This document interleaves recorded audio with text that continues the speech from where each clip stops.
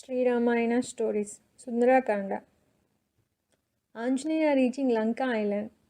In Kishkinda, Prince Angada, Jambavanta, Anjaneya, and other Vanara soldiers start the journey to find Sri Rama's missing wife Sita in south direction. They don't find any information about her, even after searching for 30 days. Feared by the king Sugriva's order, they decide to end their life at the seashore of Indian Ocean instead of returning with empty hands. At the same time, they meet a huge bird with no wings named Sampati in the same seashore. In their conversations with Sampati, they come to know that Demon King Ravana has taken Sita to his kingdom Lanka and they should travel a distance of 100 yojanas on the ocean to reach that place. After knowing Sita's information, they decide to meet her in person to convey Sri Rama's message. With new energy, they reach seashore, thinking they can reach the Lanka island easily.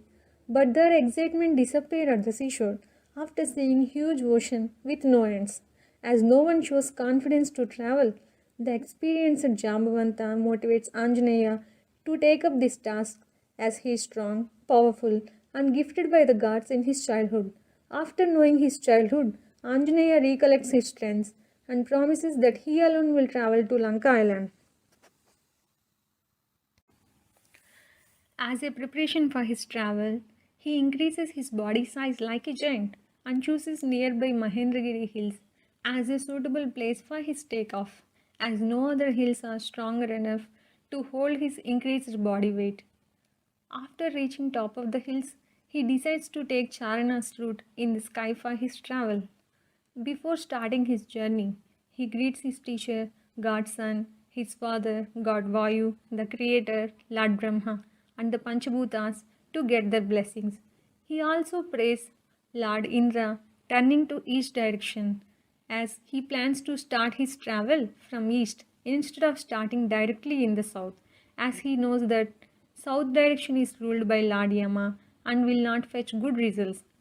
After completing his prayers, he takes a leap into sky like a spacecraft, applying huge force on the Mahendragiri hills. The jump creates a huge disturbance in the hills. All the wild animals, sages who has been doing penance for years, and Vindyadharas who has come for outing, run across to protect themselves from the sudden movement of the stagnant hills. Unable to stand by his huge force, small trees, branches, leaves, and other rocks start to fall on the ocean after following him for some distance in the air.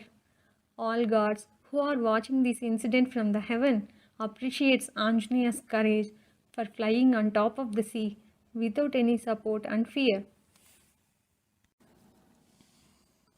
In the sky, Anjaneya is flying like a jet engine, making huge sound with his traveling speed. After traveling for some distance, he notices a mountain slowly coming up from the ocean as a blocker to his traveling path. At first, he thinks that it is a demon and strikes him with his shoulder after reducing his speed. As he watches, a human form comes out from that mountain and starts to speak with him. Greetings, Vaiputra. My name is Mainaka and I am son of King Himavanta. I blocked your path thinking I can provide hospitality to you on top of my hills as you seem to be tired in your journey. I am ordered by the god Samudra to do this because he wants to repay the help that he got from the Sri Rama's ancestors to Sri Rama. In addition to this, I was helped by your father, God Vayu, to hide in this ocean when Lord Indra tried to cut my wings with his weapon. So I want to repay your father's help to you. After hearing this from Mainaka, Anjaneya feels happy for his offer and thankfulness, but he softly declines his offer, stating he does not want to have breaks in his travel and asks him to consider that he has taken his offerings. With no further delays, he resumes his travel from that place. Lord Indra, who is watching this incident from the heaven, informs Mainaka that he is free from that moment and he will never cut his wings again in the future. He further adds that he is giving this offer because he is pleased by his helping attitude towards Anjaneya, who is in turn working for Sri Rama. After hearing this from Lord Indra, Mainaka leaves that place happily, praising greatness of Sri Rama. Meanwhile, gods who are watching Anjaneya's travel from the beginning decide to test his intelligence, which is a must and should quality for anyone who wishes to go Ravana's place. They select Nagamata Surasa for this test and ask her to create an obstacle in Anjaneya's path. Surasa, mother of snakes and the daughter of Dasha, has the powers to change her appearances. As per the orders, she blocks Anjaneya's path, turning into big demon-shaped woman, and orders him to go inside her mouth after opening her mouth widely. By seeing her, he politely seeks her permission to leave that place, saying he will fulfill her wish once he completes Sri Rama's work. But she refuses his proposal, stating he cannot leave that place without completing her wish. She further adds that she is gifted by Lord Brahma to swallow anyone whom she encounters. Hearing this, he recognizes her as goddess and decides not to hurt her. After thinking for a while, he chooses a plan to fulfill her wish and asks her to open her mouth. As per the plan, he gradually increases his body size. By seeing this, Surasatu increases her mouth in proportion to his body size. After doing this for a while, he suddenly decreases his body size to a size of thumb, goes inside her mouth and comes out quickly with his small body before she realizes the whole incident. Now Anjaneya, who is back to his original size, informs her that he has fulfilled her wish by going inside her mouth and asks her permission again to leave that place. Pleased by Anjaneya's intelligence, she reveals her original goddess form and wishes him success in his journey after comparing him with great Garutmanta. By seeing her original form, he greets her with great respect and then resumes his travel without any delay. On traveling further, he suddenly stops by unknown force in the air. After searching his surroundings, he notices a big demon-shaped woman in the water. He realizes that she is dragging him down by catching his shadow. Unable to advance from that place, he slowly moves close to the water. After seeing her closely, he recollects Sugriva's words that she is Demon Simhika, who has been staying in that place for many years, killing many thousands of species. By catching the shadows, the skill that she got as boon from Lord Brahma after many years of her penance. He also knows that she cannot killed by any regular weapons and she will die only when a Vanara cuts her intestine using his nails. By birth a Vanara, Anjaneya decides to end her life as she is a demon and has killed many thousands of species who tried to fly on top of her. He uses same trick which he used against goddess Surasa and starts to increase his body size. By seeing this, Simhika too expands her mouth in a proportion to his body size. After noticing her killing spot inside her stomach, he suddenly reduces his body size to a size of thumb and cuts her intestine with his sharp nails going inside her stomach. Soon after he cuts her intestine, Simhika dies on the spot. Now Anjaneya, who is still inside her body, tears her stomach with his nails and comes out safely and resumes his travel again. The gods who are watching his travel from the beginning praises his braveness once again, as no one ever showed dare to kill Simhika until that day. With no further obstacles, Anjaneya lands safely on Trikuta hills in Lanka island. At the same time, sun started to set slowly in the west side. He waits on the hills, watching the Lanka kingdom that is built on top of the hills until it turns dark outside, as nighttime is more appropriate to search her secretly. The Lanka city, which is glowing like gold, was built by the great architect Vishwakarma on the request of King Kubera. The mighty Ravana, with his habit of grabbing valuable things from others, occupied this kingdom after defeating his cousin Kubera in the battle. The beautiful city built with a great architecture, has different types of buildings, skyscrapers, gardens, and fountains in it. Heavily armed soldiers are guarding in all the directions. Wizards are walking on the streets with small sticks, chanting mantras to prevent any outside black magic. Anjaneya, who is watching all this, realizes that it is not easy for any outsider to go inside crossing that much tight security. Even though he is strong enough to face the security guards, he decides against doing that, thinking a clever spy should act wisely according to the situations and should always focus on the given task first. After thinking for a while, he decides to go inside in the size of a small cat so that no one sees him in the dark. At the same time, in the sky, moon is shining with full light as if he is helping indirectly to Hanuman, who is working for a good cause.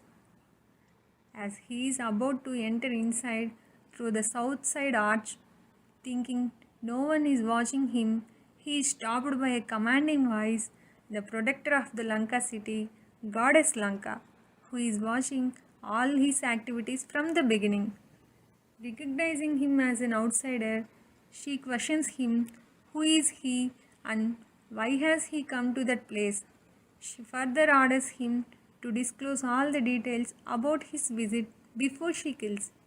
Upon hearing this, instead of giving his details, he inquires her with a sarcastic voice, "Who are you, and why are you threatening me with your ugly face?"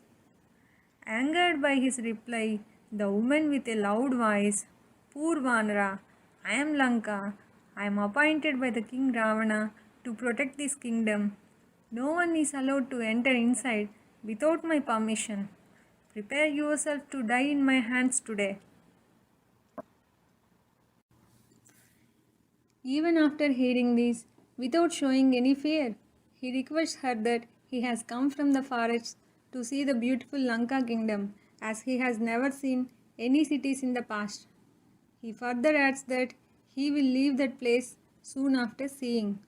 But the adamant Lanka, without accepting his request, hits hardly on his back with her hand. With this sudden act, he feels pain but able to stand firmly. Knowing that she is not going to listen with words, he immediately hits her stomach using his left hand. The moment he hits, she falls on the land with pain. He feels pity to see her in such a state. After recovering from the pain, she starts to speak, "O mighty Vanara warrior, please forgive me. Now I know who you are. I was told by Lord Brahma, one day I will be defeated by a Vanara, and from that day onwards there won't be any protection for this Lanka kingdom." Today his words become true. The downfall has started for this kingdom and its people. Now I am requesting you to go inside and complete your work. After saying this, she disappears from that place. Now confident Anjaneya, instead of taking the main entrance, jumps from the fort wall, keeping his left leg first on the land. He knows that one should always use the back door and start with left leg whenever entering his enemy's house, as it leads to the enemy's downfall. In his search inside the Lanka city, he is not able to find Sita anywhere, even after searching all the houses of people, houses of King Ravana's brothers Vibhishana and Kumbhakarna, and house of Ravana's son Indrajit. Upon continuing his search, he lands inside Pushpaka Vimana post midnight. Pushpaka Vimana is an airbus which can fly any distances in the sky. It is huge in size and has many spacious rooms in it. The speciality of the Pushpaka Vimana is it always keeps one vacant seat to accommodate additional persons. Initially, it was built by the great architect Vishwakarma on the request of Lord Brahma. Later, Lord Brahma gave this one to the King Kubera, pleased by his penance. Knowing its features, King Ravana grabbed this from King Kubera after defeating him in the battle. Inside Pushpaka Vimana, He reaches Ravana's palace, where a fully drunk Ravana is sleeping with his multiple wives on the bed. His wives are looking beautiful. Few came on their own by liking Ravana, and few others were brought by Ravana with force. On the bed, Ravana is looking like a huge elephant, making sounds with his breathing. Anjaneya observes the scars of Airavata trunks, Vajrayuda, and Lord Vishnu's chakra on the Ravana's body. He realizes Ravana has fought with those people in the past. At the same time, he notices a beautiful woman in the same palace sleeping on a nearby bed. She looks respectable and different when compared to all other drunken women he has seen so far. She is glowing with her charm and qualities. With a sudden excitement, he jumps here and there like a monkey, thinking he has seen Sri Rama's wife Sita. But within seconds, he realizes that she is not Sita, thinking Sita is separated from her husband and she will not look relaxed in such a state. Moreover, as a virtuous wife, she always thinks of her husband Sri Rama only and never accepts any luxuries from the king Ravana or any other outsiders. With little disappointment, he continues his search in other rooms of the Pushpaka Vimana, but he is not able to find Sita anywhere. He self-evaluates his search to know whether he has done any mistakes in the search by seeing sleeping women. But he convinces himself that he has not done anything wrong because one who is searching for a woman should search her among the group of women. As time progresses, he starts to worry as he is not able to complete his king Sugriva's order even after searching every inch of the Lanka kingdom. He worries that what should I tell Prince Angada, Jambavanta and other Vanara soldiers who are waiting for my arrival at the seashore? They will commit suicide if I go with empty hands. If Sri Rama comes to know this, he will end his life as he cannot bear Sita's loss. By seeing this, his brothers Lakshmana, Bharata and Shatrughna will also end their lives. Knowing this, King Sugriva will also end his life, thinking he has failed to fulfill his promise with Sri Rama. Soon after this, people from Ayodhya and Kishkinda kingdoms end their lives thinking they cannot live without their beloved kings. So, I should not be the reason for all these deaths. Instead of returning without information, I am going to end my life by practicing starvation or by jumping into fire. After thinking like this for a while, he decides not to end his life as it is a sin and there is a chance for everyone to see good things at some point of time if they stay alive. After convincing himself, he decided to spend the rest of his life in the Lanka so that people from Ayodhya and Kishkinda stay alive, thinking he would return at some point with Sita's information. At the same time, while looking at his surroundings, he sees a huge garden with buildings, Ashokavana, at a distance from the Ravana's palace.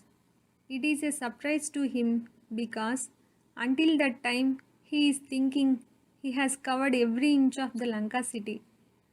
Desperate to succeed in this attempt, he decides to worship gods before entering into the place and starts his prayers with God Sun, God Vayu, Lord Rudra, Lord Brahma, and Ashwini gods. He further prays Sri Rama and his brother Lakshmana, Sita, Lord Indra, God Vayu, God Yama, God Moon, and Marudganas. Soon after his prayers, he reaches Ashokavana at early morning time, which is a Brahma Muhurta.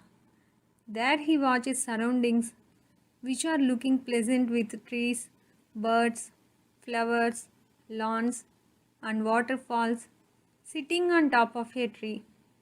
In his observation, he notices a woman at a distance sitting under a tree and surrounded with demon women. The woman seems to be weak, depressed, wearing old clothes, and not wearing all her ornaments. Few of her jewelry is hanging on the tree branches. Even in such state, she is still glowing with her penance and charm. He is able to match her jewelry and sari cloth with the jewelry and sari cloth which he has seen in Kishkinda. Also, her appearance is matching with his imagination about Sri Rama's wife Sita.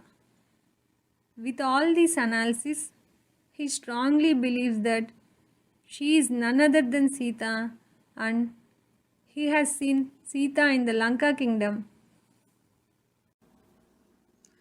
At the same time, Anjaneya notices King Ravana coming towards Ashokavana along with his wives and women servants. As it is still dark, the servants are carrying wooden fire torches in their hands. After seeing Ravana in that place, he moves from top to middle of the tree to hear his conversations. Sita also starts to panic upon seeing Ravana and covers her body with her hands and sari. The Ravana, upon reaching nearer to Sita, "Oh Sita, why are you fearing now? I am an admirer of your beauty. I am requesting you to accept my marriage proposal. As demons, we have nature to abduct any woman if we like them. Bringing you here, I did my demon job correctly. Until you accept my proposal, I am not going to touch you. How many more days are you going to sit in this garden with dusty clothes, hunger, and sleeping on the land? Why do you keep thinking of your husband Sri Rama, who is poor and lives in forests? Listen to my words and accept my proposal. You can take all my jewelries and wealth. You can stay in my royal palace, commanding other queens. I will give all my wealth to your father, and I will make him ruler of the entire earth. Remember, no one else is there to defeat me in all the three worlds. Your husband Sri Rama cannot rescue you from here, as he is not at all a match for me in strength and wealth." Sita looks dejected after hearing such unpleasant words from Ravana.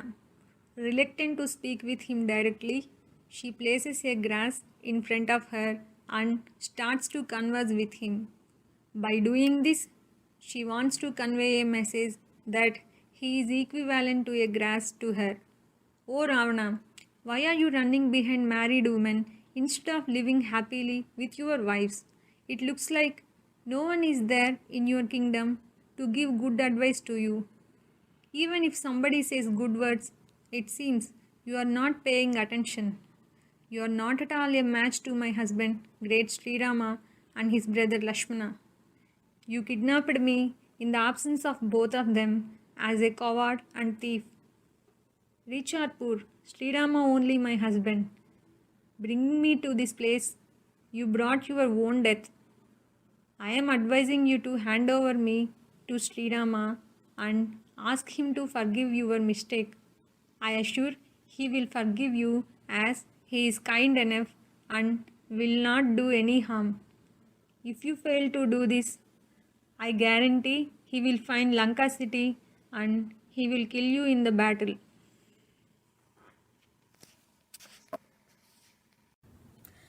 Ravana gets frustrated by hearing such strong words from Sita.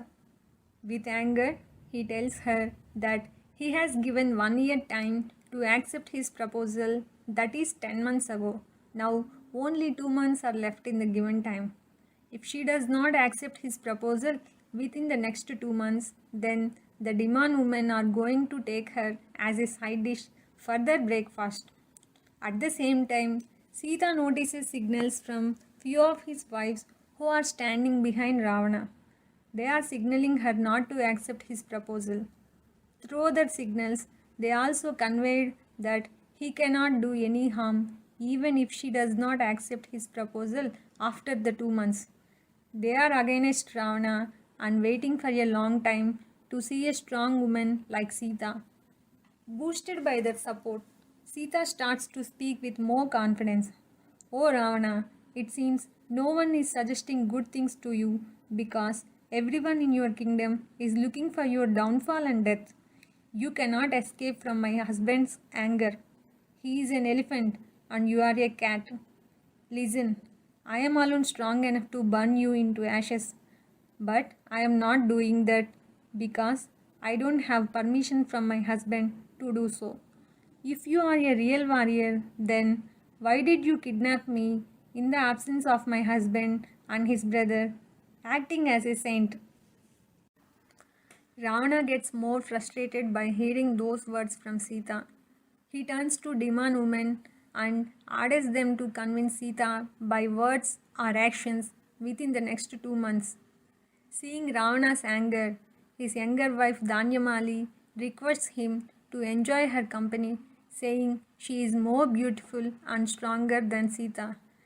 Pleased by Danyamali's comparison, Ravana leaves that place with her, laughing loudly.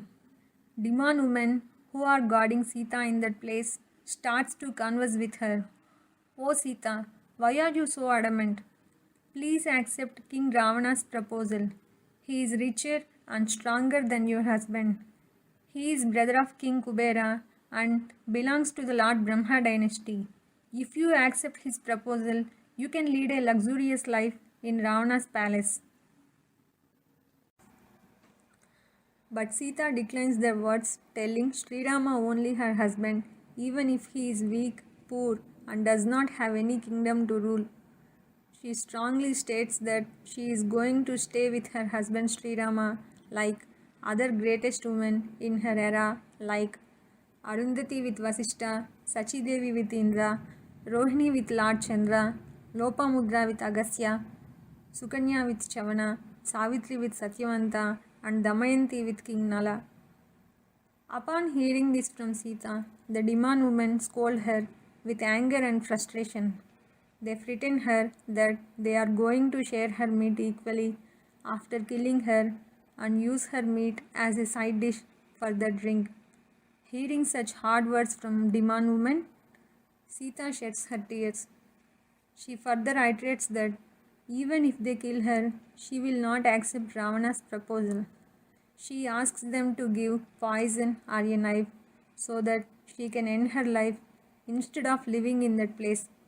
She further curses them that all demand women and people of the Lanka city are going to suffer the same and the entire Lanka kingdom is going to be burnt by Sri Rama's anger.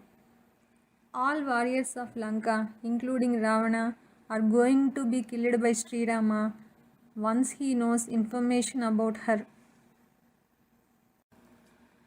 At the same time, one of the aged demand women, Trijata, who is sleeping until that time, reaches there and scolds the other demand women who are threatening Sita with their words. Surprised by her acts, they ask her reason for scolding. Trijata, in her words, I had bad dreams now. I am afraid because these dreams are going to be true as I had this in early morning hours. In my dream, I have seen a Sri Rama's messenger who is burning this kingdom. I have seen Sri Rama, his brother Lakshmana, approaching Sita on top of the elephants. Sita joins with her husband and then touches sun and moon with her hands. In one of the dreams, King Ravana was traveling on a donkey chariot drinking oil. At the same time, one black lady tries to pull our king towards south direction with a rope on his neck. In another dream, I have seen Ravana on top of a pig, Kumbhakarna on top of camel, and Ravana's son Indrajit on top of crocodile traveling towards south direction. Only Vibhishana was traveling on top of elephant with 4 of his ministers. All Lanka soldiers are wandering here and there, wearing red-colored dresses, garlands, and making sounds. All these symptoms are indications that she is going to join her husband soon and the entire Lanka kingdom is going to be destroyed by her husband Sri Ram. After concluding her dreams, Trijata asks fellow demand women to request Sita's mercy so that they can be protected from the upcoming disaster. Sita, who is hearing Trijata's words along with other demand women, gives assurance that she will protect them if the dreams become true. Feared by the outcome of the dreams, all demand women leave that place to take some rest.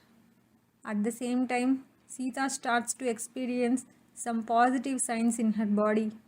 Her left eye, left shoulder are starting to vibrate.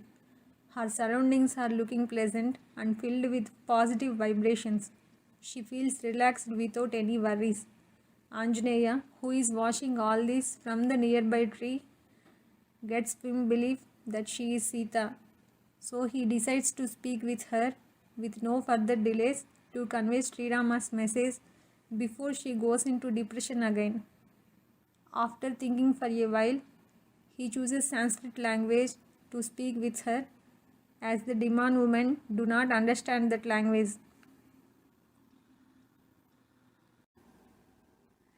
As he does not know how to start the conversations, he thinks for a while and decides to narrate the Sri Rama story as Sita will pay attention only to Sri Rama and his stories.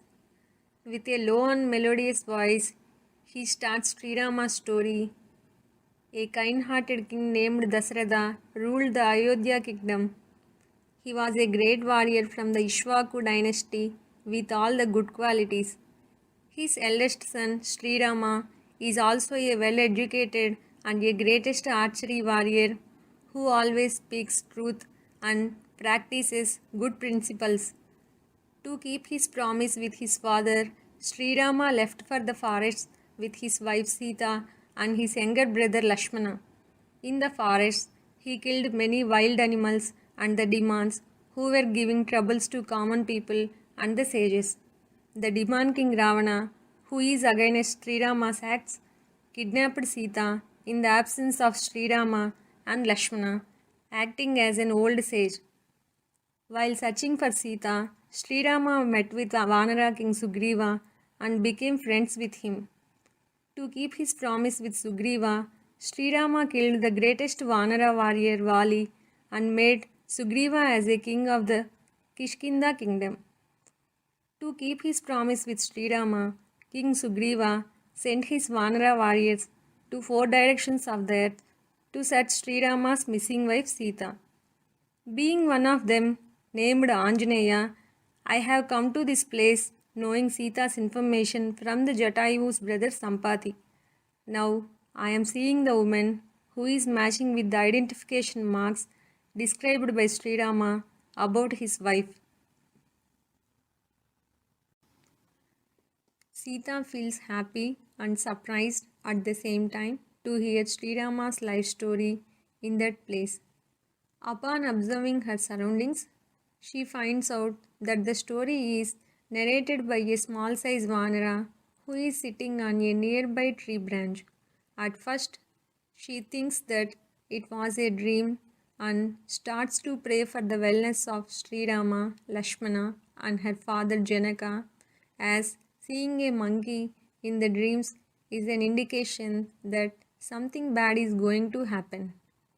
But she immediately realizes that it is not a dream because she knows that it has been a while since she slept in that place, as she always chants her husband Sri Rama name without food and sleep.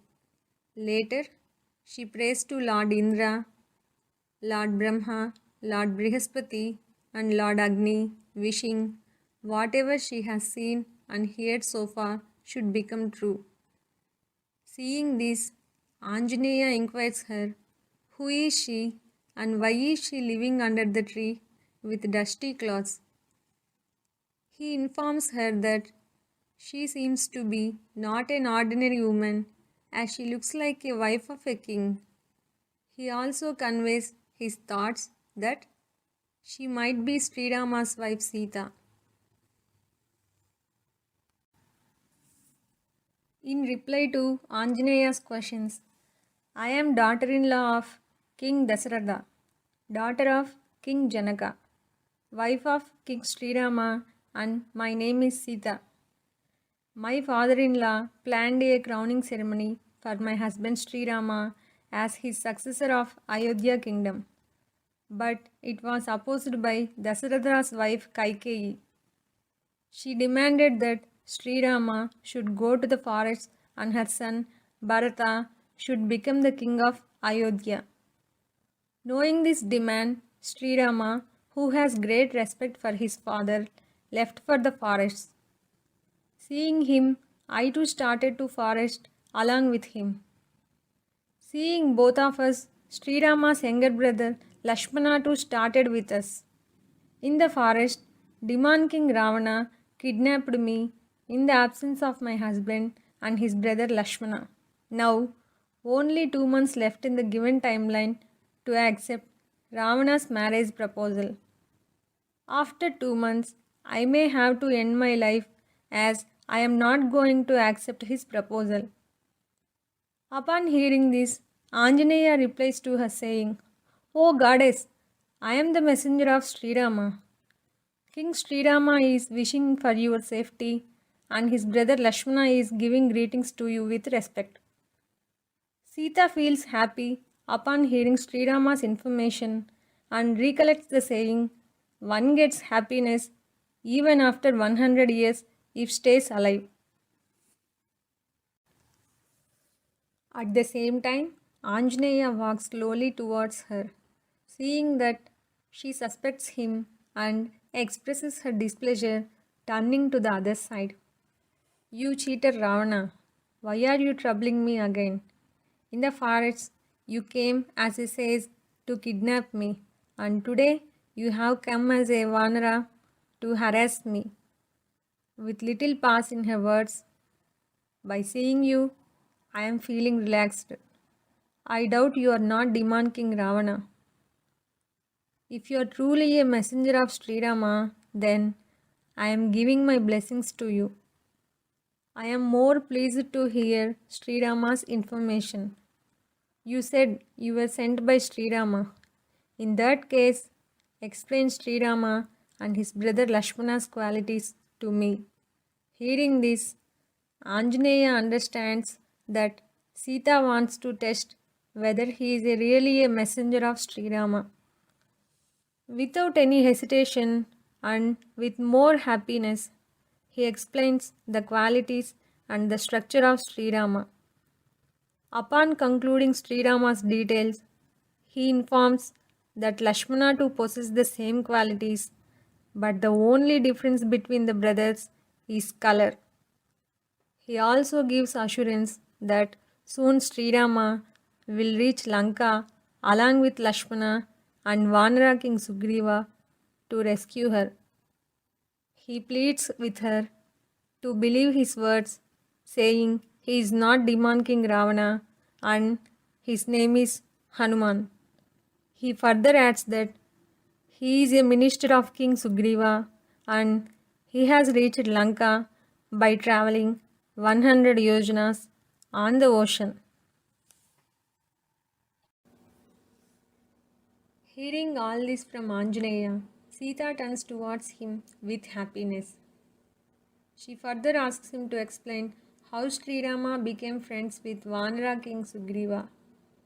Anjaneya explains all the incidents starting from the day he met with Sri Rama and Lakshmana in the Rishimukha hills to until he reaches the Lanka city searching for her. Now Anjaneya asks her to take Sri Rama's ring that has a name on it and seeks her suggestion on what he has to do next. Upon seeing the ring, she feels Sri Rama himself standing in front of her with more happiness and joy. I am feeling happy to talk with you. I know it's a tough task for anyone to travel 100 yojanas on the ocean and also to enter this Demon kingdom Lanka without any fear. But you did this with ease, as if you were crossing a distance of cow feet. I know Sri Rama never sends ordinary people for this type of complex task. How is he doing? Is he practicing his duties and principles regularly? Is he getting periodic updates from Ayodhya about the safety of people And my mother-in-laws Kausalya and Sumitra?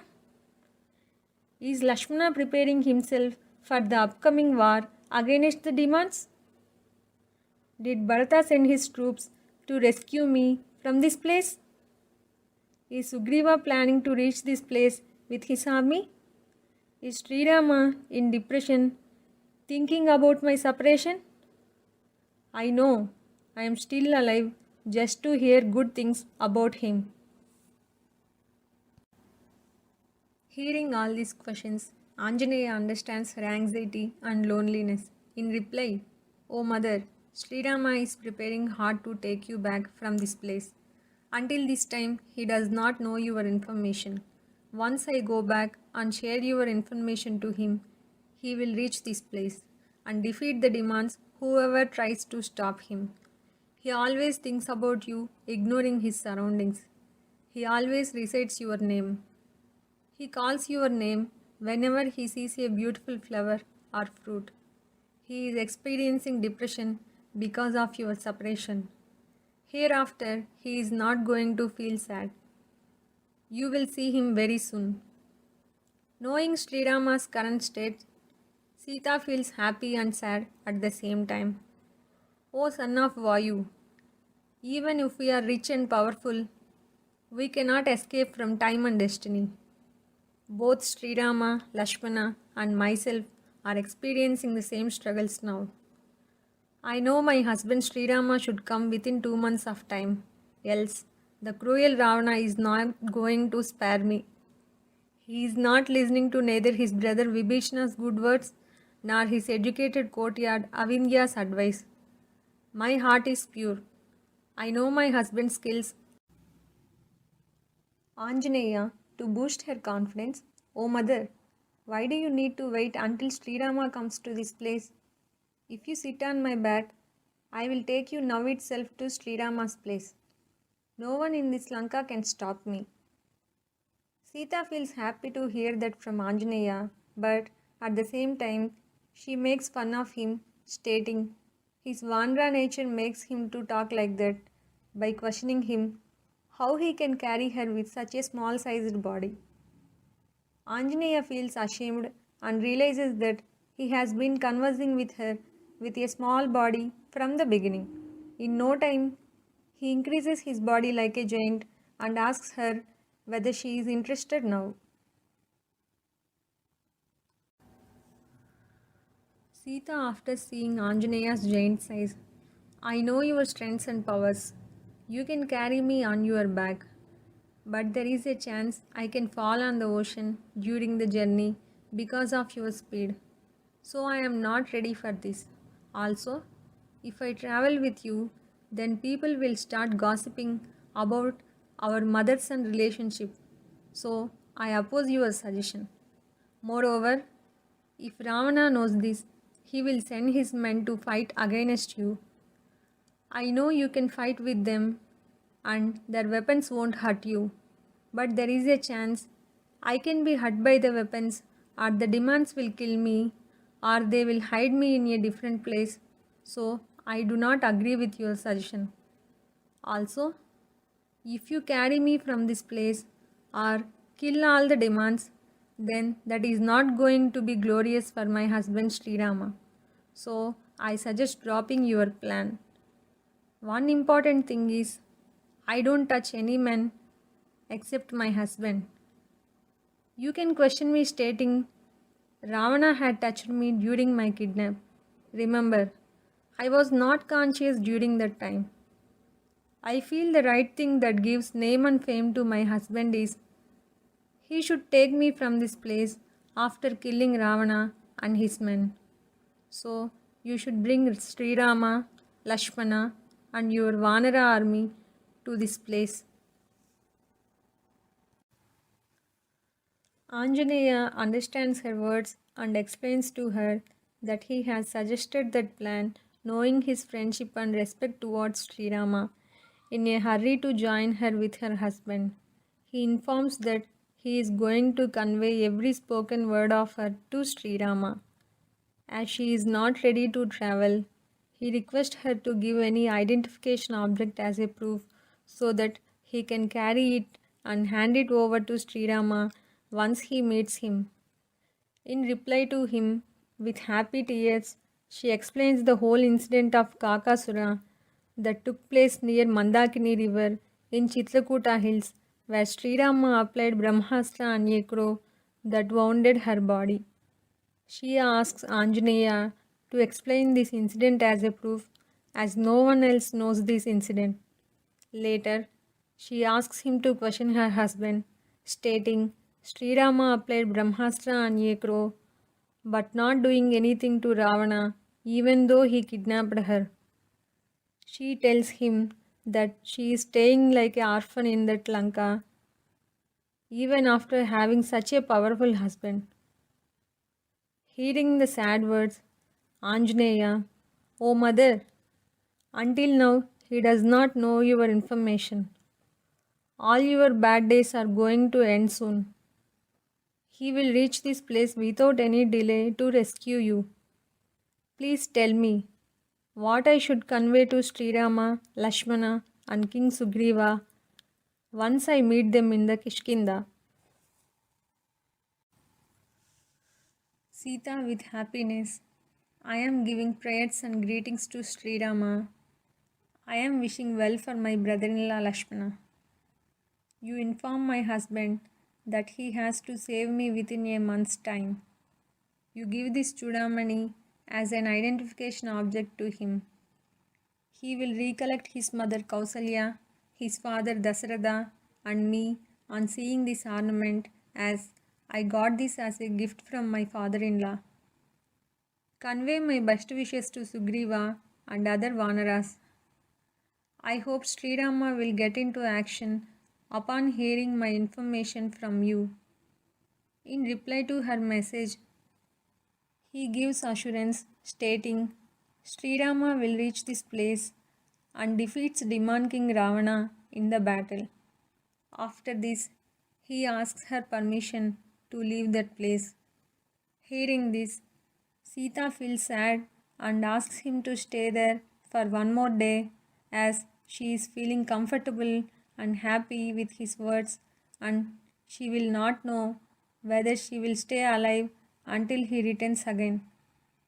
Later, she expresses her doubt on Vanara soldiers because crossing ocean is not an easy task for everyone, and only 3 people, God Vayu, Garutmanta, and Anjaneya himself alone, can accomplish such a complex task. She also worries about how Srirama is going to reach Lanka by crossing such a big ocean. Hanuman, to boost her confidence, confirms that King Sugriva and all other Vanara soldiers are having the same or more strength than him, and they all can reach this Lanka in a single jump from the seashore. He also assures that he can carry both Srirama and Lakshmana on his shoulders to Lanka safely.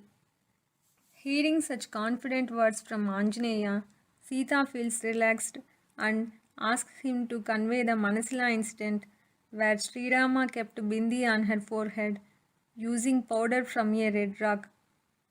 She further adds that she has been tolerating all the sufferings in the Lanka just to meet her husband safely again. She wishes good luck and insists him to explain everything in detail to her husband Srirama. Hanuman thinks that he has completed the given task successfully, but feels that some more work is left in the Lanka. With that thinking, he moves towards north direction from the Ashokavana after greeting Sita. He thinks for a while to pick a right technique that he can apply on the Lanka people to show his presence and also to meet their king in person so that he can convey his message to Demon King Ravana. In the available 4 problem-solving techniques, Sama, Dana, Beda and Danda, he decides not to use the first 3 approaches, Sama, Dana and Beda, as the people of Lanka with the demand nature never pay attention to good words. Since they are rich enough, no one can bribe them with money or gifts. Since they are strong and practice magic, no one can trick or influence them. Finally, he decides to use the last technique Danda, thinking they will fear and pay attention only if they see someone who is more strong and powerful than them. Before getting into action, he motivates himself that a right messenger should also complete the associated task in addition to completing the given one. He feels that his given task gets completed only if he knows all the details about the Lanka kingdom and the strengths of King Ravana and his army. Upon thinking for a while, he decides to destroy the Ashokvana to get attention as it is a beautiful garden and also close to Ravana's palace. In no matter of time, with his giant body, he destroys all big trees, gardens, fountains, and the buildings in the Ashokvana except the place where Sita sits. The Diman women who are sleeping in the same place wake up suddenly, hearing the huge demolition sounds in their surroundings. Upon seeing a giant Vanara, they inquire Sita whether she knows his details, suspecting he might have come for her. But Sita cleverly replies them in a sarcastic way, stating she does not know him. She further adds that he seems to be a demon and only demons know their fellow demons and their acts. Later, the demon women rush to Ravana courtyard to convey the same information to their king. In the courtyard, O king, a giant monkey has come to Ashokavana. It spoke with Sita. When inquired about him, she did not disclose any details. It looks like a messenger from Lord Indra, or King Kubera, or King Srirama. It has destroyed the entire Ashokavana except Sita's place. It is a clear indication that he spared Sita's place only to protect her. You should give the right punishment to that Vanara. Upon hearing that information, Ravana's face turns to red color with anger and frustration. Tears start to fall from his both eyes automatically. He immediately sends Kinkara soldiers who are having the same strengths like him to fight against Anjaneya. Seeing Kinkara soldiers with iron spear weapons and protecting shields, Anjaneya calls out victory slogans with a loud voice. Greetings to powerful Srirama, Lakshmana, and King Sugriva. Being a messenger of great Srirama named Hanuman, I will defeat my enemies. Even 1,000 Ravanas are not going to be an equal match for me. I will go out from this place safely after destroying it and giving my greetings to Mother Sita. Upon finishing his victory slogans, he kills all the Kinkaras in a matter of seconds using an iron rod from the main arch of Ashokavana. Hearing the demise of Kinkaras, the shocked Ravana sends Jambumali, who is son of his minister Prahasta, to fight against Hanuman. He has confidence in Jambumali because he has never lost any battle in the past. In the Ashokavana, Anjaneya continues to destroy the leftover places, buildings, arches, in between calling out victory slogans with a loud voice. Jambumali, after reaching Ashokavana on his donkey's chariot, starts to apply multiple arrows on Anjaneya. But his arrows do not show any impact on Anjaneya. In no time, Anjaneya kills him by throwing a big size weapon on. Knowing the death of Jambumali, Ravana sends his minister's sons to fight against Anjaneya. But Anjaneya kills all of them without any difficulty and waits at the main arch. The confident Ravana starts to worry because until that time he did not lose any of his men in the battles. He used to win all the battles with ease. Since he is losing his men for the first time, the cautious Ravana orders the army chiefs to fight with the Vanara carefully, stating he does not think of him as an ordinary monkey. He suspects that he might be created by Indra and other gods with their powers and penance. He also expresses that he knows the strengths of the Vanara warriors Vali, Sugriva, and Jambavanta, but they are not as strong as this Vanara. Upon their king's order, the army chiefs reach Ashokavana to fight against Anjaneya, but they are not able to stand in front of his strength. Like others, he kills them in a matter of seconds. Hearing the death news of the army chiefs, King Ravana turns to his younger son Ashukumara. Knowing the intentions of his father, Ashukumara starts on his gold chariot that runs on 8 horses to fight against Anjaneya. With his archery skills, he sends a number of arrows on him. Upon being hurt by the Ashukumara's arrows, Anjaneya praises his skills. At first, he decides not to hurt him as he possesses a childish look, but changes his mind, thinking if he spares his life, then he is going to hurt him more badly. Thinking like this for a while, he jumps on the chariot of Ashukumara. Seeing Hanuman's sudden act, Ashukumara jumps into the sky from his chariot in the process of protecting himself from the damage. Seeing this, Anjaneya catches Ashukumara's feet and kills him by hitting on the ground after spinning him for a while in the air. Hearing the loss of his beloved younger son Ashukumara, Ravana turns towards his elder son Indrajit, who has defeated Lord Indra in the battle and also got Brahmastra from the Lord Brahma with his penance. Ravana boosts Indrajit's confidence, stating, unlike others who died before, he is more powerful and clever. He asks him to fight cleverly against the Vanara.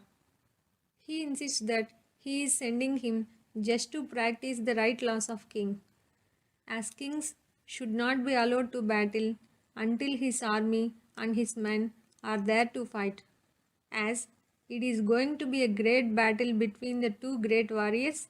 Yashas, gods, and others are eagerly waiting in the sky to watch the same. Upon reaching Ashokavana, Indrajit applies multiple arrows on Anjaneya with his archery skills, but none of his arrows show any effect and Anjaneya able to stay away from all the arrows with his skills. Like this, the battle continued for some time. They both are not able to assess their opponent's strengths. Since his ordinary arrows are not working, Indrajit thinks for a while and applies the most powerful weapon Brahmastra on Anjaneya, which can be used once in a day. With the effect of Brahmastra, Anjaneya falls on the land unconsciously for a second. He immediately gains consciousness and recollects his gift from the Lord Brahma that the most powerful weapon Brahmastra also won't hurt him. Even though Anjaneya can continue his fight, he stays calm, acting as he is being seized by the Brahmastra. He further thinks this is the only way he can meet the king Ravana in person. By seeing unconscious Anjaneya, the surrounded demons chain him using clothes and ropes without knowing the consequences of Brahmastra, as it won't work if other weapons are used along with it. Both Anjaneya and Indrajit know how Brahmastra works. Anjaneya stays quiet because he wants to meet Ravana. Indrajit stays quiet thinking Anjaneya does not know this. The demons take Anjaneya to King Ravana's courtyard. The people from the courtyard start to gossip about Anjaneya. After seeing King Ravana in the throne, Anjaneya gets surprised by his body structure and the glowing brightness. He imagines that if Ravana does not possess the bad qualities, he could have ruled all the three worlds, and even the Lord Indra should have worked as his subordinate. He further thinks that Ravana is strong enough so that he can drown the entire world in the water if he wishes to do so. At the same time, seeing the natural brightness of Anjaneya, Ravana starts to think, who is this Vanara? Is he Nandi from Kailasa, who has cursed me when I tried to lift the Kailash mountain? If not, is he Banasura, who contains 1,000 hands? After thinking like this for a while, he turns to his minister Prahasta and asks him to inquire his details, as it is not a right practice for a king to converse directly with a messenger. Upon the orders from his king, Prahasta turns to Anjaneya, O Vanara, don't be afraid and disclose all your details to us. Did you come to this place as a messenger of Lord Indra? Have you been sent by Lord Yama or Lord Varuna or King Kubera? Have you been sent by Lord Vishnu? Why have you come to this place? If you tell us the truth, we will spare your life, else you will be killed. Anjaneya, in reply to Prahasta's questions, I don't have any relationship with Indra, Yama, Varuna or Kubera. I am not sent by Lord Vishnu.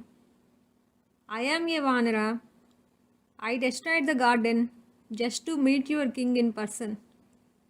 I fought against the demons just to protect myself from their weapons. I cannot be defeated by gods or demons as I am gifted with the boons. I cannot be hurt by any weapons, including Brahmastra, and it was a gift from Lord Brahma to me.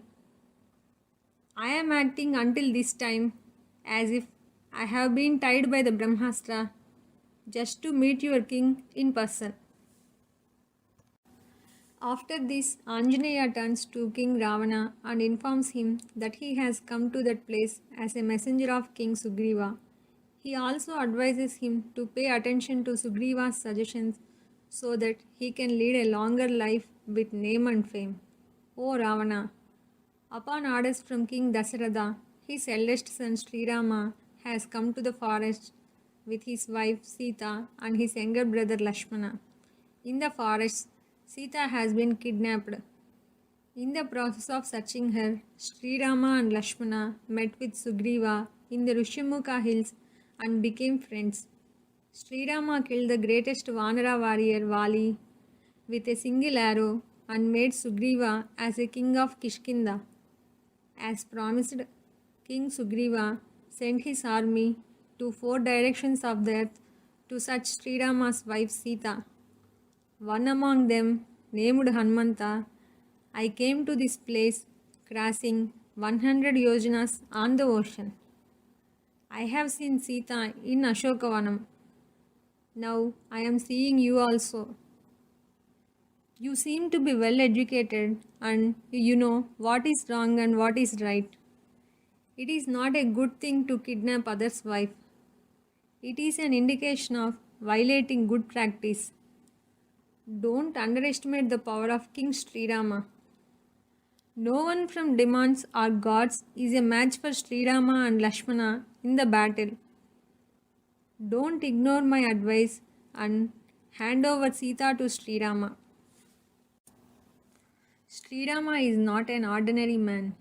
He is God in the form of humans.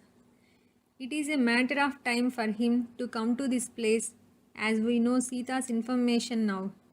Kidnapping Sita is equivalent to playing with a 5-headed snake. I know you cannot be killed by gods or demons as you got boons with your penance. But remember, Sri Rama is a human being and he is coming here along with his Vanara friend King Sugriva. In the end, good always wins over evil. You know that Sri Rama has killed many demons in the forests. Now, you hear the death of the greatest Vanara warrior Vali.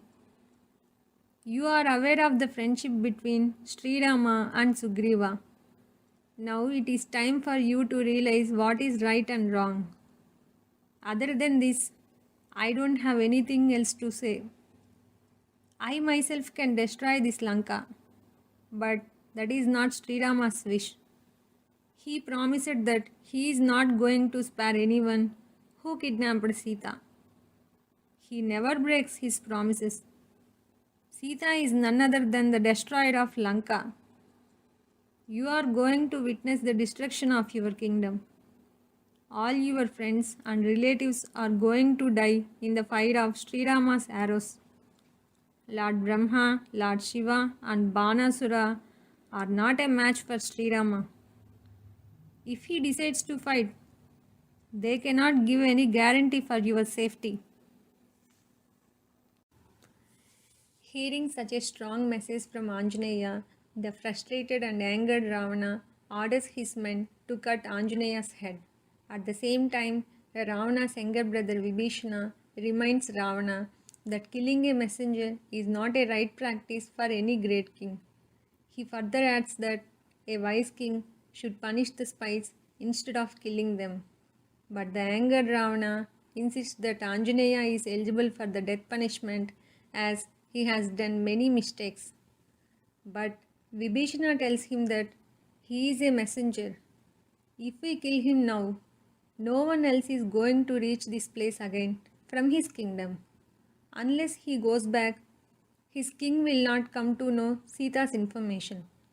Instead of killing him, you should kill his king in the battle whenever he comes here. You are well educated and you know what is right and wrong. Gods or demons are not at all a match for your strengths. He has made many mistakes here. Being a spy, he is eligible for punishments like whiplashes, head shave, or wounding his hand or leg. King Ravana agrees with Vibhishana's suggestions. He orders his men to light Anjaneya's tail as a punishment. He thinks that it is a right punishment for Anjaneya because monkeys like their tails very much and with a burnt tail they look ugly. Upon their king's order, the demon people start to wrap Anjaneya's tail with a lot of old clothes with excitement. Seeing their enthusiasm, Anjaneya also increases his body size as well as his tail. Once the tail is fully covered, they set fire on it using the clothes that are dipped in oil. As it starts to burn, they are enjoying it with cheers. Later, they take him in all the streets like a parade with loud sounds of drums and sirens. Seeing their actions, Anjaneya thinks that they are doing a favor for him by showing all the streets in the daytime, as it gives a chance to know the Lanka city and its safety systems. He knows that he has not gotten those details clearly while searching for Sita in the night time. The streets of Lanka are crowded with demon women who have come out from their homes to see Anjaneya and his burning tail. In the streets, they are shouting repeatedly at him as, "He is a spy! He is a spy!" At the same time, the demon woman who got Sita in the Ashokavana informed this news to her with happiness. Worried by the news, Sita immediately prays God Agni, who is ruler of fires, requesting him not to hurt Anjaneya with the fire by considering her penance and also her husband Sri Rama's penance of practicing single partner. She also prays that if Sri Rama has any kindness on her, if she still has any luck left with her. If God Agni believes that she always wishes to meet Sri Rama again. If Sugriva determines to rescue her from that place in order to keep his promise with Sri Rama, then Anjaneya should not suffer by the fire. Hearing Sita's prayer, God Agni withdraws the burning sensation from Anjaneya's tail, as he knows she is a pure and virtuous woman.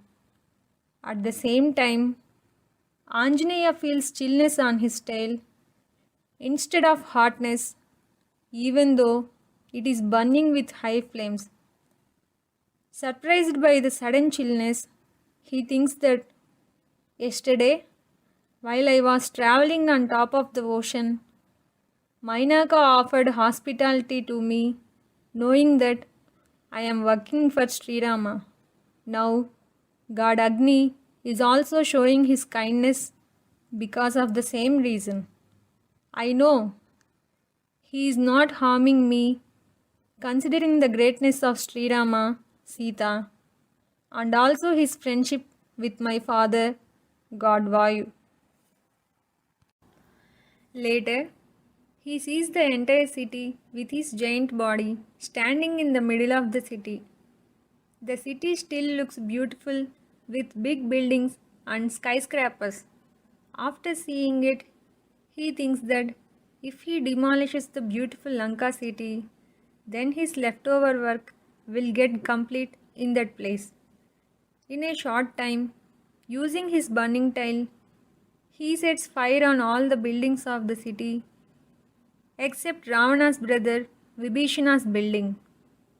He spares Vibhishana's house because he knew that Vibhishana stood on the side of right principles when he was awarded death punishment in Ravana's courtyard. In the streets, fights are spreading like anything with the help of air from building to building. Unable to withstand the fights, the big buildings, skyscrapers, start to fall on the ground. Seeing that, people rush to the streets from their homes to protect themselves from the spreading fires and also from the collapsing buildings. Few people from skyscrapers and high-rise buildings are jumping outside to save their lives from the fire. The jewels, diamonds, and rubies that are being melted by the flames are glowing like different colors of flowers in different places. In a short span of time, the entire city is filled with smoke and the screamings of the demon people who are running across the streets to save their lives. By seeing the destruction of the city, feared demon people think that he is not a Vanara. He should be a Lord Indra or Lord Shiva or Lord Yama or Lord Varuna or Lord Rudra or Lord Agni or God Sun or God Moon or King Kubera. Else, Lord Brahma's anger would have come in this Vanara form. If not, this should be another form of Lord Vishnu. At the same time, gods, Gandharvas, Siddhas and Sadhyaganas who are watching Anjaneya's destruction in the Lanka shower appreciations on him. Later, Anjaneya reaches the seashore to extinguish fire on his tail. From the seashore, he watches the Lanka city that is burning with fires. Seeing those visuals, he feels disgusted and feared for all the actions he has done so far. With little panic, he thinks that why did I do this work? Even if I had anger, I would have controlled with intelligence instead of doing this much damage. Those who can control their anger will succeed in their life. I burnt Lanka with bad intentions and without thinking much of the consequences. Why haven't I thought about the safety of Mother Sita? What should I do if Sita would have burnt in the fights? With anger on Ravana, I wasted all my efforts. I don't have the right to live.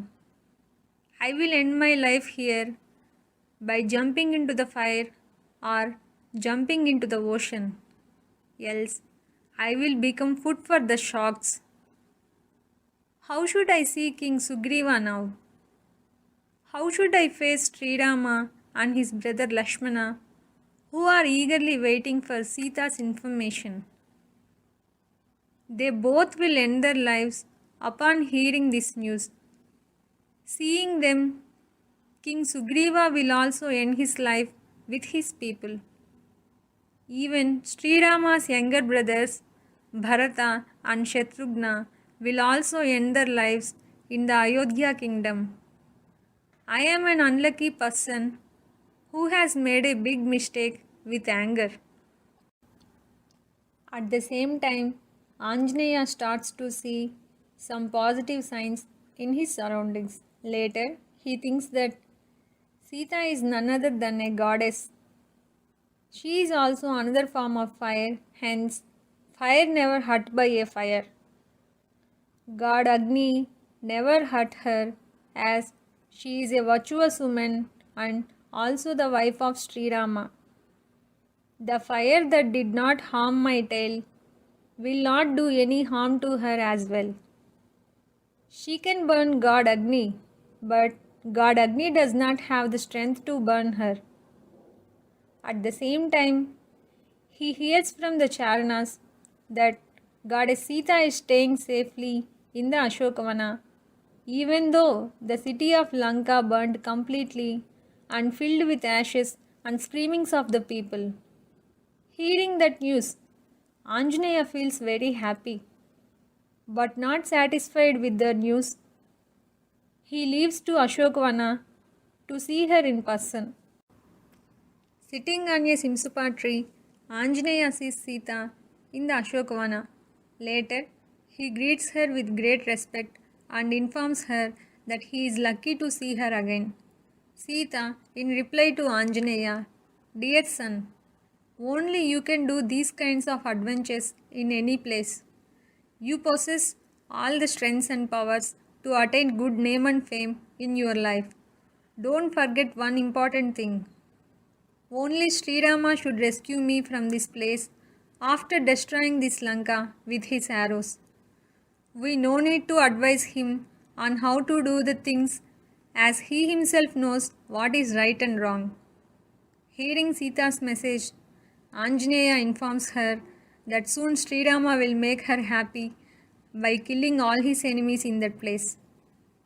He also assures her that Sri Rama will reach Lanka with the armies of monkeys and bears to fight against King Ravana and his demon army. After saying this to her, he seeks her permission to leave from that place. As a preparation for his return journey, Anjaneya reaches Arishta Hill that is located at a seashore in the Lanka. The hill looks pleasant with big trees, bamboo tree groves, canyons, waterfalls, and lion caves. The clouds are floating on top of it. Sages, Yakshas, Gandharvas, and Kinnaras are there for penances and outings. After reaching the top of the hill, he increases his body like a giant. With no delays, he flies into the sky, applying a huge force on the hill. With the effect of jump, the hill burst into pieces. Trees fall on the land as if they are hit by a thunder. The surroundings are filled with lion roars that are coming from the wounded lions. Those who have come for outings jump into the sky to save themselves from the sudden destruction of the hill. With the effect of Anjaneya's force, the hill that was touching clouds before flattened to ground level. The place looks completely different, as if there was no hill in that place before. At the same time, Anjaneya is traveling with high speed towards Mahendragiri. In the sky, he is traveling with high speed as if he is going to swallow the moon and the sun with his giant size. On his journey, he makes Mainaka happy again by touching him with his hand. After reaching nearer to Mahendragiri hills, he makes a huge sound like a lion roar. The roaring sound gets echoed in all the directions as if the sky breaks into pieces. Unable to understand the roar, the Vanaras wait at the seashore, seeing the sky.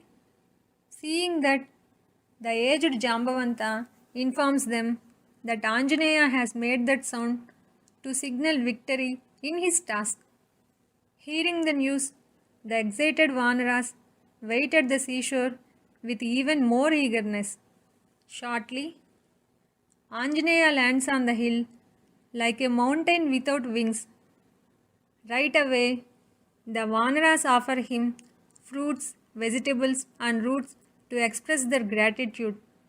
Later, after greeting Prince Angada and Jambavanta, Anjaneya immediately informs them that I have seen Sita. She is being safeguarded by the Diman woman. She is wearing old dusty clothes. With her continuous fastings from day one, she is looking weak and dull.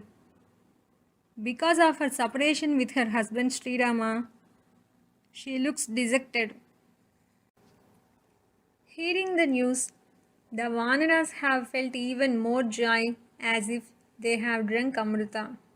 At the same time, Prince Angada showers his praises on Anjaneya. He says, "O Hanuma, we all are staying alive because of you. Now we all can meet Sri Rama happily. You possess great courage and strength. Since you are lucky, you got a chance to see Sita.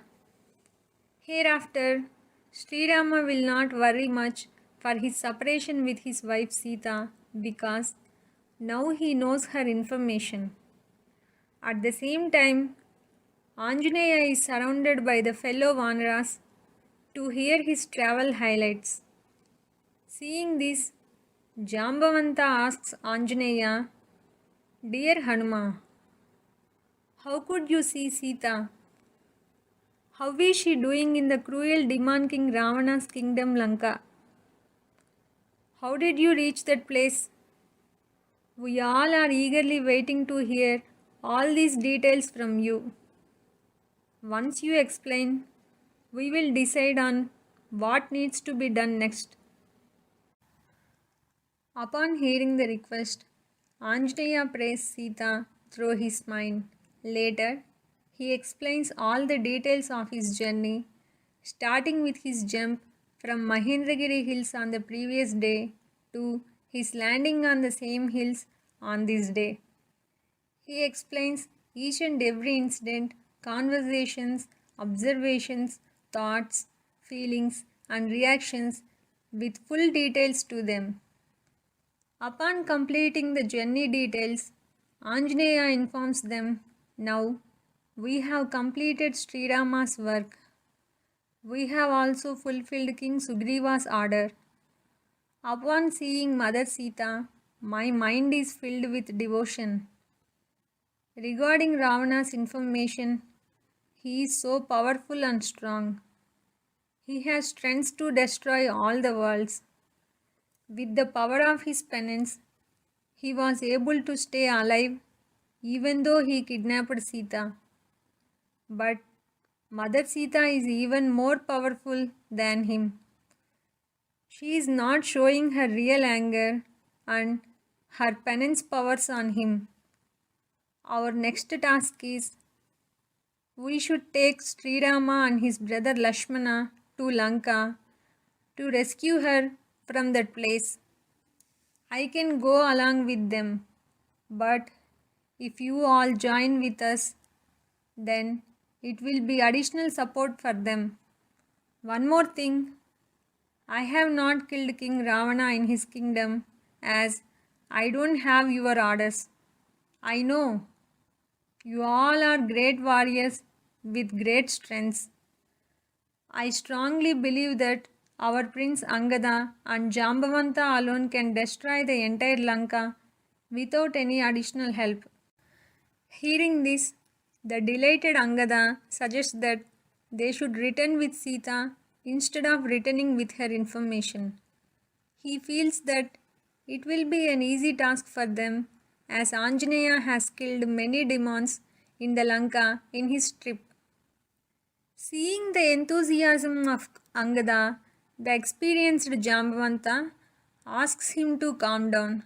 He says, "Dear Angada, Sri Rama and King Sugriva just asked us to search Sita. They didn't ask us to do anything in addition to that work. We don't know how Sri Rama is going to treat us if we take Sita with us. He might think that it will be a remark on him as well as his dynasty. Remember, he pledged that he himself will rescue Sita. He has to complete his pledge. By chance, if he fails to fulfill his promise, then he will disturb mentally. If that happens, then all our efforts are wasted. So, the right thing is, first, we should inform this news to Sri Rama. Later, we all should work according to his direction." Convinced by Jambavanta's advice, they all started to Kishkinda from the Mahendragiri hills. After reaching nearer to Kishkinda, they have seen a protected garden named Madhuvana in the forest. It is a pleasant area with a lot of trees, flowers, and orchards.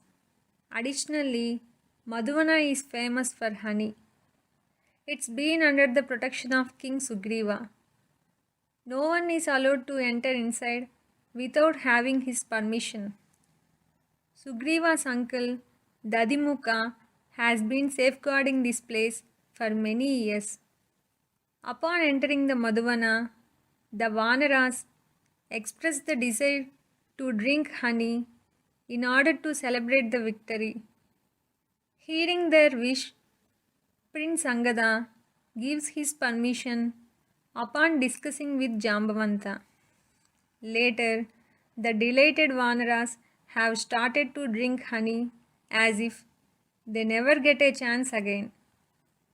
With the drowsiness effect of honey, few are singing, few others are dancing, few are jumping from trees to trees, few others are giving lectures to others, few are still drinking more honey, few others are pouring honey to others to drink, few are roaming, few others are jumping from trees to lands, few are laughing, few others are crying, few are shouting, few others are encouraging others to shout.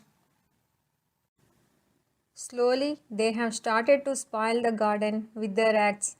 Seeing the destruction, Dadimukha, who guards the place, puts his efforts to control them using his men.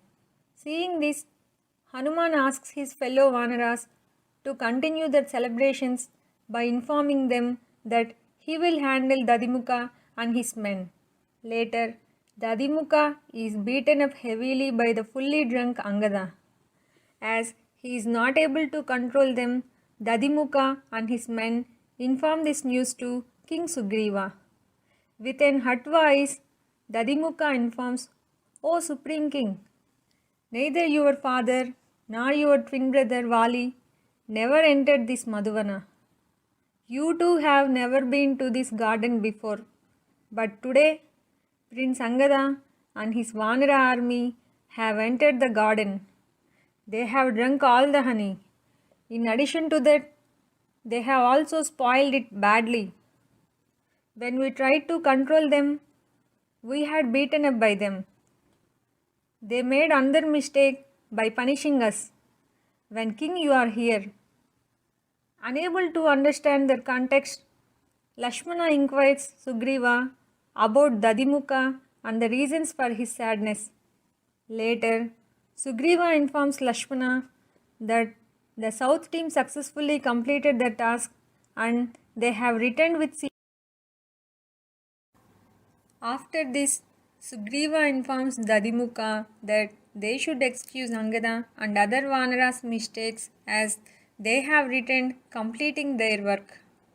Saying this, he asks him to convey his message to them that he wants to meet Hanuman and others immediately.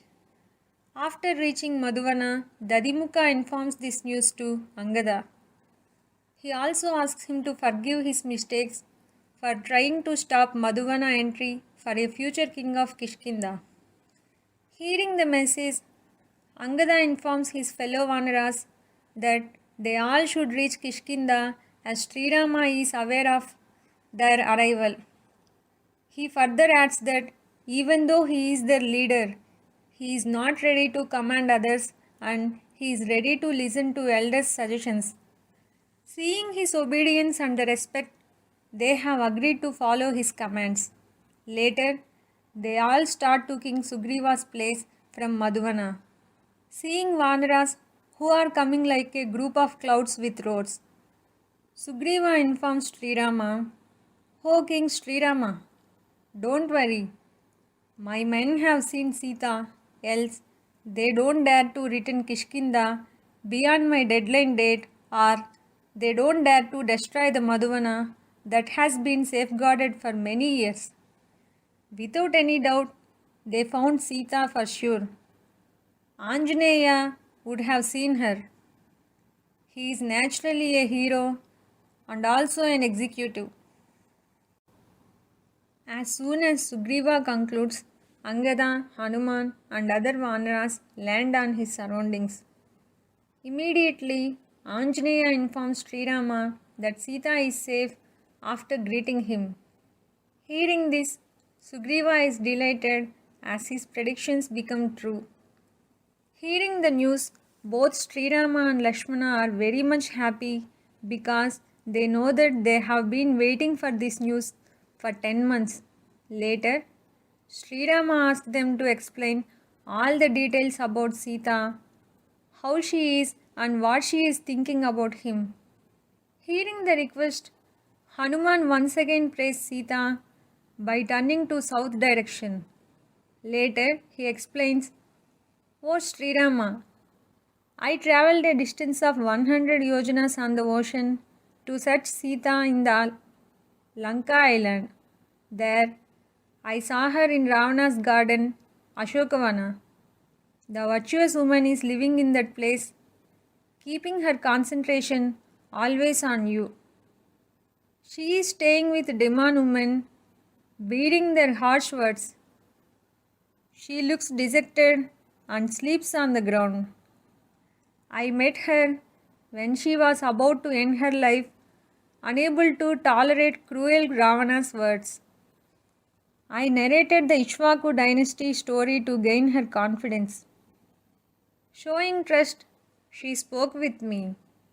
I too gave your details and your signet ring to her. She felt happy for your friendship with Sugriva. As an identification object, she gave this Chudamani. In addition to this, she also explained Kakasura incident and Manasila incidents that took place in Chitrakuta hills. Later, she concluded that she is not going to stay not more than a month in that place.